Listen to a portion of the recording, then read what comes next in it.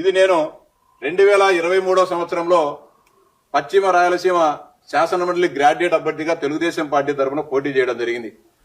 ఆ ఎన్నికల్లో దాదాపు 3 రోజుల పాటు కౌంటింగ్ చేసి 18వ తారీఖున మార్చి 18వ తారీఖున సాయంత్రం నేను ఎన్నికల్లో గెలుపొందితే అప్పటి అధికారులందరినీ కూడా ఒత్తిడి తీసుకొని వచ్చి ఆ కలెక్టర్ గారి పైన రిటర్నింగ్ అధికారులను ఒత్తిడి తీసుకొని వచ్చేసి నాకు డిక్లరేషన్ గా నేను గెలిచినట్టు డిక్లరేషన్ ఇవ్వకుండా ఆపిన విషయం వాస్తవమా కదా? మాకు డిక్లరేషన్ ఇవ్వండి నేను గెలిచా అని చెప్పి దాదాపు నేను 1 ఓటు 2 ఓటుతో గెలవలే.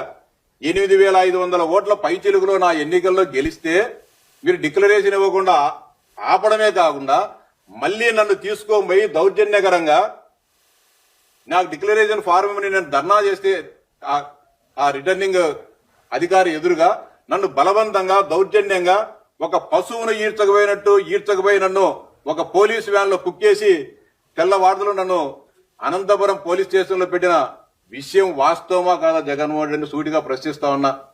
ఎందుకని మీరు తప్పులు చేసి మీరు ప్రజాస్వామ్యాన్ని అపహాస్యం చేసి మీకు ఎలాంటి నైతిక విలువలు లేకుండా ఎలాంటి ప్రజాస్వామ్య విలువలు లేకుండా మీరు ప్రవర్తించి ఈ రోజు ప్రజాస్వామ్యం గురించి లేకపోతే అనక విలువల గురించి లేకపోతే వ్యవస్థల గురించి మీరు మాట్లాడడం సిగ్గుచేటని చెప్పి జగన్మోహన్ రెడ్డి గారిని సూటిగా హెచ్చరిస్తా ఉన్నా.